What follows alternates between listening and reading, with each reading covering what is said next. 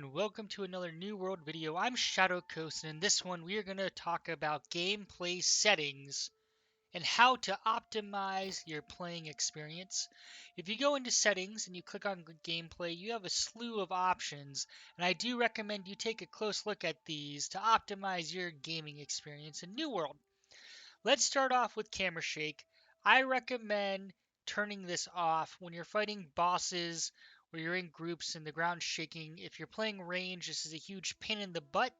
If you're melee, it probably doesn't make much of a difference, but I personally don't like the camera shake, so I recommend turning it off.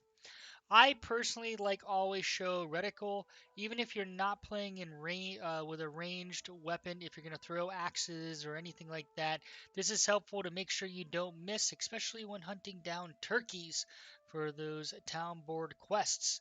We'll show you what this looks like in a minute. When we go down here, there are a few basic ones. You can see what I'm setting here. I personally like always show weapons, so you can always see them on the HUD. And I also like show extra ability cooldowns, because this helps you or helps me better time my cooldowns when I'm playing, because it's a little easier to see because it's at the center of the screen, which will outline. I personally like floating damage numbers. You can turn it off. It's really up to you. This one pay attention to. I personally um, turn off dual invites. There are a few times when I'm running around and I accidentally click the button and engage in a duel, and it's a huge pain in the butt. I personally don't like duels, so that is a preference, but it definitely slowed me down a little bit, especially when I'm playing in highly dense areas. People kind of troll you, trying to invite you to duels. One piece that is critical, because there's a lot of running in this game, is the auto traverse function. This is by default turned off, but this allows you to climb and vault over obstacles while moving. Now, I personally recommend keeping it on because you don't want to get stuck behind a rock that you could easily run over whenever you're kind of multitasking and looking at other things.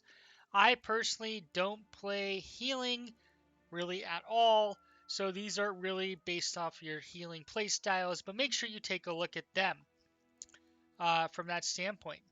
Now, when it comes to quests, this is personal preference. I do not pin town projects, mainly because I only take town projects where I'm like crafting something or the occasional turkey hunt that's super easy. If you are doing other ones, I do recommend putting this on to make it easier to track on your map. So let's take a look at what some of these do in play. We're going to focus really on the always show weapons, the extra cooldowns, floating damage numbers, as well as keeping the reticle on at all times. You can see here I have my targeting reticle. I'm personally playing as kind of a one-handed axe build, and here when you throw the axe it goes exactly where you want it to. Now you're going to see that little cooldown there, F, in the middle of the screen.